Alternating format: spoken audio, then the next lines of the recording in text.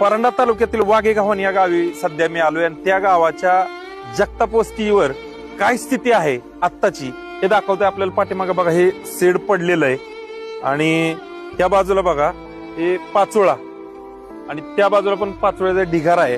ह्याच्यावरून लक्षात घ्या की पाण्याचा प्रवाह किती मोठ्या प्रमाणात असेल आणि इथल्या लोकांची किती हाल अपेष्टा झाली असेल.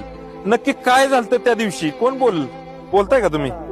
काय झालं त्या दिवशी, काय झालं नक्की आणि काय काय नुकसान झालं हे सगळं? रविवारी रात्री रात्रभर पाऊस पडला. नुसता असं टिप्प होतं की रात्रभर झोप आली नाही. सगळी झोपीत होती, कुणाला काय माहित नाही. नेहमीसारखा पाऊस पडतोय असं वाटलं.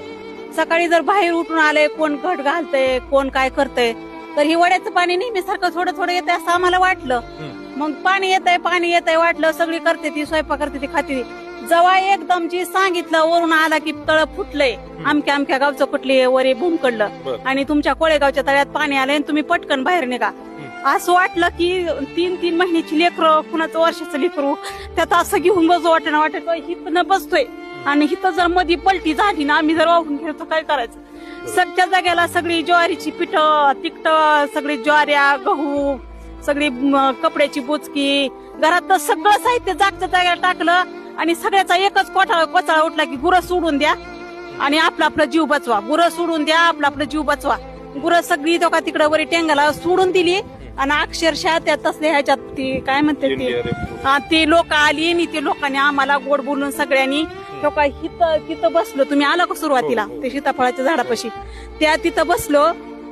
ह्यांचं घर तेव्हा ते चिंचच्या झाडापाशी, तिथं आम्हाला काढलं. लहान लहान लेकरं घेऊन आम्ही तिकडल्या वस्तीवर त्या लोकांनी आम्हाला जगवलं बरं का. 4-5 दिवस आम्हाला खाऊ पिऊ घातलं, पाण्याच्या बाटल्या बिटल्या आल्या व्यवस्थित. पण घरातलं मात्र आमचं कुणाचंही काही राहिलं नाही. ह्या बाईच्या काटापदराच्या 3-3 हजाराच्या 2-2 हजाराच्या साड्या अक्षरशः तेव्हा त्या काटाड्याला अडकून तेव्हा तिथं पडलेल्या होत्या.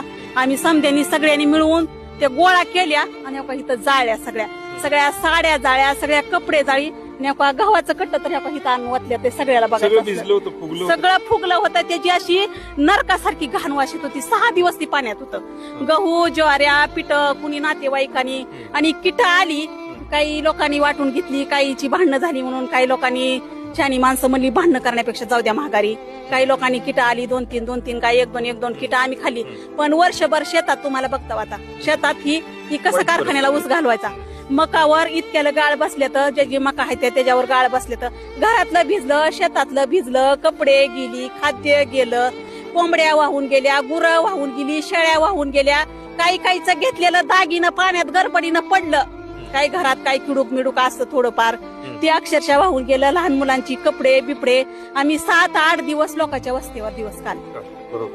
काय तुम्ही कुठं होता त्या दिवशी? कसं यांच्या संघच होते मी, संघच होत संघच होते, संघ घाबरले. तुमचं घर कुठं येतं? त्याच्या पाठीमागे शेजारीच आमची. आता घरात कसं होतं, काय राहिले काय सगळं राहिलं नाही घरात. वास येते घरात, दम भरतोय, कसा कोरडा पडतोय, काय सांगता येत नाही, बोलता येत नाही. घाबरती सारखं असं पाणी बघून घाबरलं. हा, पाणी बघून घाबरलं. धडधड करते नुसतं. सगळे आजारीच आहे बघा. निवू सलाई नाही लावली तरी बी फरक पडा नाही. अजून मी तिच्या दरनं घाबरलेलीच आहे अशीच. जास्त सारखं असं बीपी वाढला, कुणाचा बीपी वाढला. हा, लहान मुलं आजारी पडली वासामुळं. सापाचं बिचुकाट्याचं भ्या. एकाच्या घरात दरवाजा उघडला की 4-4, 5-5 साप निघत होतं.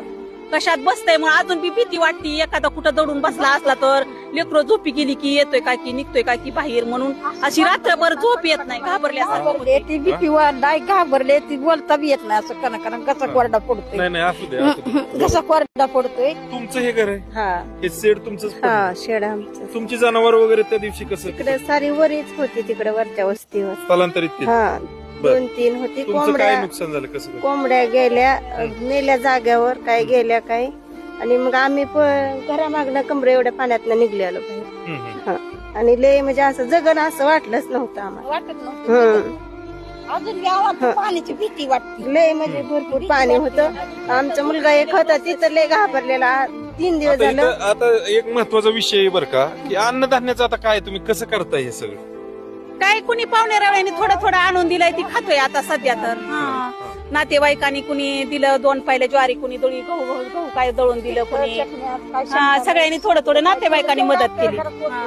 मित्रांनो, मी मुद्दामून हे भावनिकता तुमच्यापर्यंत पोहोचवतोय. ह्याचं कारण असं आहे, नातेवाईक असेल किंवा आपण पाहुणे रावळे असेल की कुणी समाजातलं व्यक्ती असेल, जी काही मदत करते ना ती मदत 8-15 दिवसापर्यंतच ठीक आहे ना. त्याच्यानंतर ही लोक काय खाणार, कारण वाहून गेलंय सगळं रस्त्यात.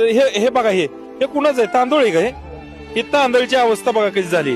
हे बघा तांदूळ, काय हे गहू दिसतंय बरोबर. काय ही परिस्थिती खूप वाईट आहे. त्याच्यामुळे आम्ही सध्या काय आवाहन करतोय, काय ते पिशवीत काय देवाचं साहित्य. अरे बापरे, लक्ष्मी आहे ती. जागेला इगरून गेले, काय इगरलंय, काय राहिलंय, देव राहिलं नाही घरात, देवघर राहिलं नाही तर घरात. सगळ्या वस्तू भिजून गेलेल्या त्या गुराच्या पोट्यात काढून तुकडं करून जाळ्या टाकल्या. तुम्ही ते आता जाळ्या सगळ्या वस्तू जाळ्या का तर त्यातनं वाश यायला लागली घाण म्हणून. अगर काय दडल्याला असलं तर लहान लेकराला भीती नको. बरोबर. महाराष्ट्रातल्या तमाम लोकांना आज माझी विनंती आहे बघा, महाराष्ट्रातल्या तमाम लोकांना, दानशूर लोकांना, संस्थांना विनंती आहे, तुम्ही काय जर पुण्य करायचं असेल तर ही ह्याच्यापेक्षा चांगली संधी कुठली नाही. लोकांना आता 8-15 दिवस त्यांना जी मदत मिळली तिथपर्यंत ठीक आहे. त्याच्यानंतर ते काय खाणार, ह्याच्यासाठी आपल्याला काहीतरी करावं लागेल. कुठल्याही स्वरूपात मदत करा यांना, कुठल्याही स्वरूपात. आणि ती मदत आपण अशा जी जगताप वस्ती असेल किंवा इतर ठिकाणी जे आपण फिरलोय, ज्यांना खरंच गरज आहे त्या लोकांपर्यंत आपल्याला ते पोहोचवायचं. आणि त्याच्यासाठी ते आम्हाला तुमची मदत पाहिजे. प्रत्येकाने जशी आहे तशी शक्य ती मदत करणं गरजेचं आहे. माझा मोबाईल नंबर घ्या 9284 041899. आणखी एक नंबर घ्या 8600 20 11 87. हे 2 नंबर आहे ते तुमच्यासाठी. आम्ही तुम्ही जी मदत देईल ती अगदी पारदर्शकपणे अशा लोकांच्या स्वाधीन करू ज्यांना खरंच गरज आहे. एवढंच या ठिकाणी आवाहन करतो. तमाम जनता एक्सप्रेस मराठी न्यूजच्या या प्रेक्षकांना विनंती करतो की आता ही संधी आहे आणि या संधीचा फायदा घ्या, या लोकांना मदत करा. हे खूप मोठं पुण्य आपल्याला लागल. एवढंच या ठिकाणी सांगतो आणि थांबतो.